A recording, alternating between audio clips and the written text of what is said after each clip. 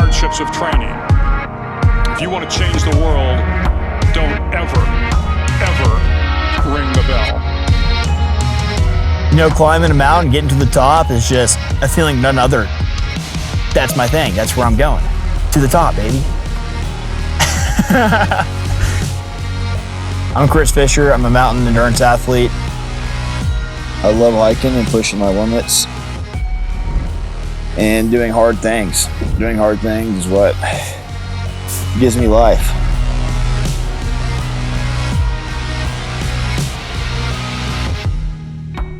I was sitting around at a party and this kid that was there was talking about how he was joining the Navy. Hearing about how intense training was to become a Navy SEAL immediately drew me to it, and right then I decided that's what I wanted to do. I don't really go slow or take my time with anything. That's one of the main things I learned in B.U.D.S. B.U.D. stands for Basic Underwater Demolition School. It's the hardest military training in the world. October 1st, I shipped out to boot camp and spent 8 weeks in boot camp. Then Hell Week comes around. I quit pretty early on. I made it about 24 hours into Hell Week before I decided to ring the bell. Ringing the bell is pretty much the notorious sign for I quit.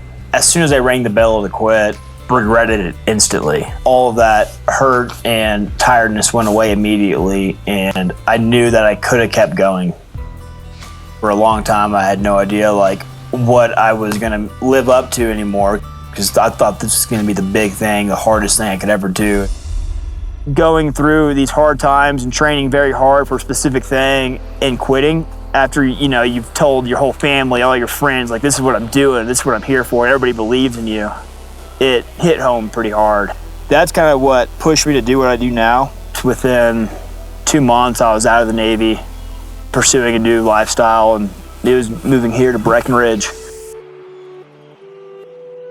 After being in Colorado for a little over 1 year, I was sitting there scrolling on Instagram or something like that, and I ran across this competition called Max Vert October. This is the middle of COVID season. No one's doing anything. There's no races. It's just virtual stuff. And I'm sitting there and I see whoever gets the most max vertical gain in 1 month wins. And I was like, huh.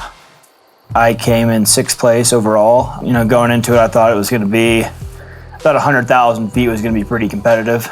And I was pretty wrong within about a week and a half. Coming around week 2, I realized that the person winning wasn't slowing down, and he was putting up about 10,000 feet a day. Noah finished up with a little over 342,000 feet, while I ended with 253,000 feet. 2021 race season came around. I was like, hey dude, I think I'm gonna try 400,000 feet this month. 400,000 vertical feet is just so many feet. It's just such an enormous volume. You're reaching towards 500,000 vertical feet in a single month. That's like climbing the Grand Teton every day, twice a day, for 30 days straight.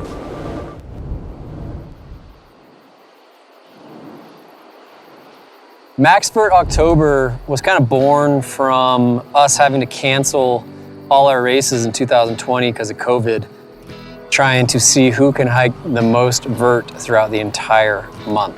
Me, I define vert, vertical gain. When you go out for a hike, if you climb up a mountain, how tall is the mountain? Oh, walking up lap number, I gotta do the math, a lot. And we were 2 weeks out from Max Vert starting, and he's like, hey man, I'm gonna do 400,000 vert. I believed him, and I just really thought about that kind of pain cave to actually do that. I don't think it's that crazy. I think it's just another normal thing that a handful of people do.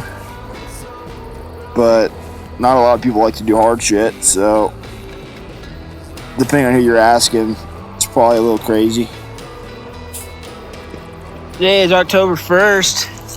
I'm out here all by myself on my hill where I made a 400-foot trail to the top.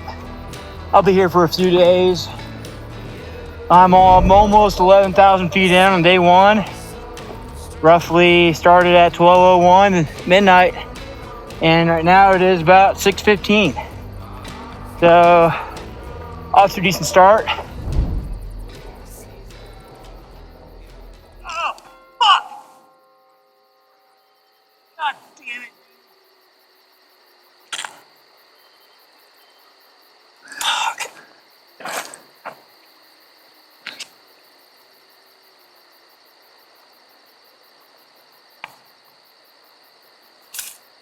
Let's see how this feels.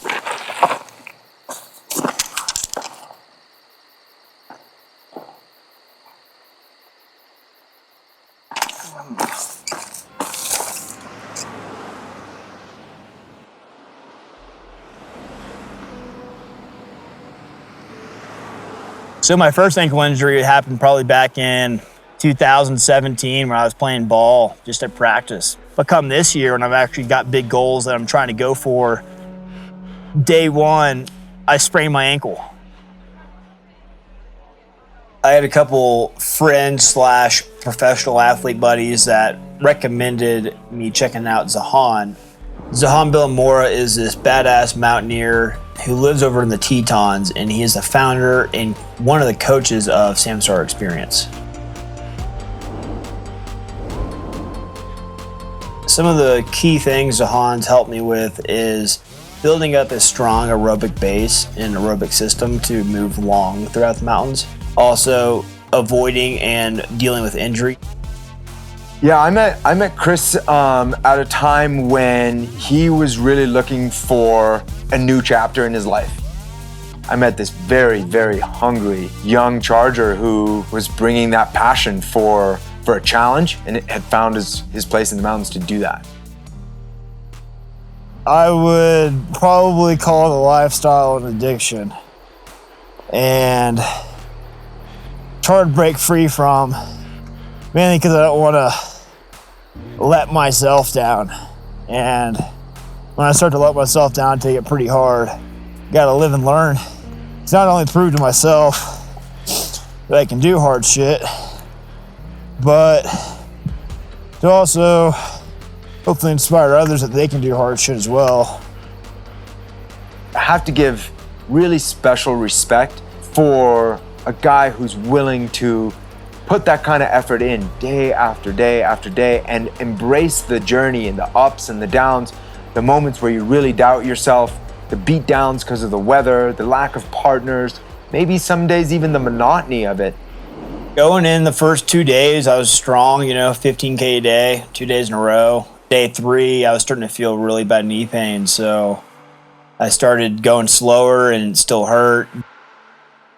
That's when I was texting Julian and a few others like, well, I don't know if this is happening or not because I am not feeling great. Like, my knees are destroyed, and then it's day 6. And they're like, oh, well, you can always do it next year. And I'm like, as soon as I saw that, I was like, no, that's not a possibility.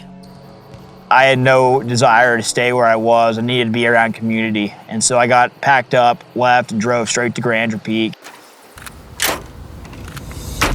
I am currently driving to Salt Lake City, Utah to compete and finish up the rest of Max Vert October out there. Turns out I have baseball-sized knots in my glutes and golf ball-sized knots throughout my quads and the rest of my legs. And let me just tell you, it hurt real bad. I'm the only one on the mountain. Only one on the fucking mountain. Who's joining me? That's right. Nobody. It's wet and it's slippery.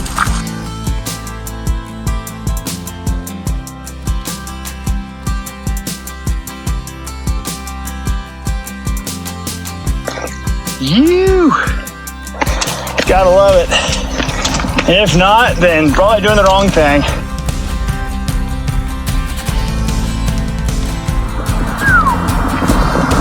Great, now we're in it. Oh yeah. Say hi to Chris.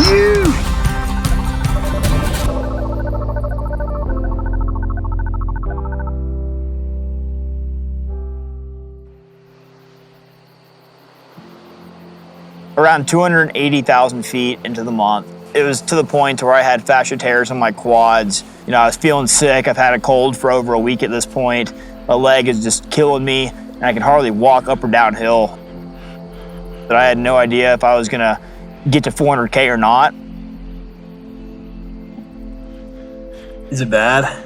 It's not good. Yeah. It's not good.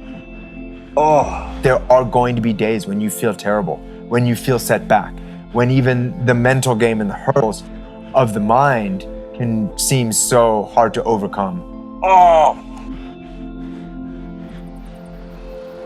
I sat there and thought really deep about where I've been before, quitting in B.U.D.S and Hell Week and all that, and that I was this close to accomplishing my goal, and that I didn't want to repeat what I did in B.U.D.S. You tell a lot of friends, family, people you love that you're going to do something big, and then it doesn't work out because I guess you just weren't mentally strong enough. So at the beginning of the day, didn't really understand or comprehend the possibility of getting to 400 still because of how much pain I was in, how I was feeling both just body-wise and physically. But it came up to the point where after limping up and downhill for 18,500 feet on my birthday, I realized that this physical pain is just another obstacle I have to get around to get to my goal. And I knew there was nothing in my way that was going to stop me. We were going to make it happen. To really find that joy, to continue on that journey, like that's what I love about Chris's project, and that's what I have so much respect for him for achieving.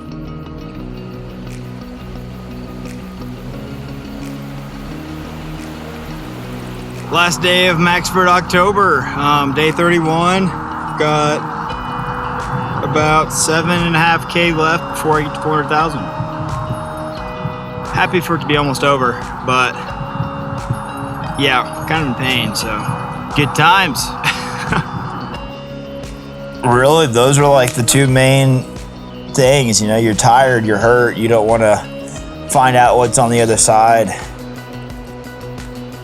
And it's pushing past those thoughts and putting in thoughts in your head like, this is what I want to do, this is what I'm here for. Knowing this is my thing, I want to be that guy that pushes limits, I want to be that guy that gets out of their comfort zone and do these big things. Yeah, I've learned that my body can go a lot further than I've ever pushed it.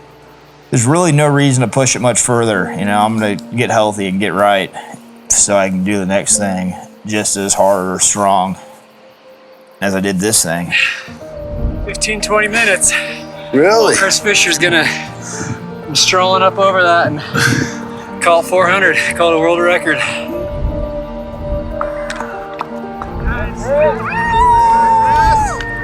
That's it. Yeah, buddy. Yeah, we're just so proud of you. Oh, so proud of you. Hit me.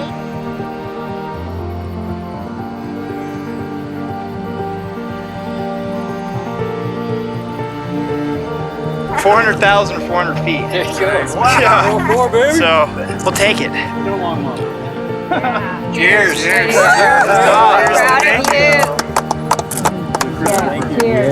I explore more about myself while putting myself in positions that most people would probably quit in.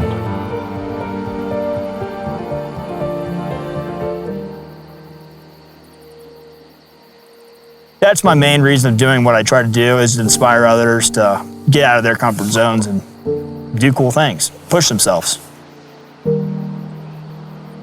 There's a lot more to come. That's who I am, Chris Fisher, to the top. That's the mantra.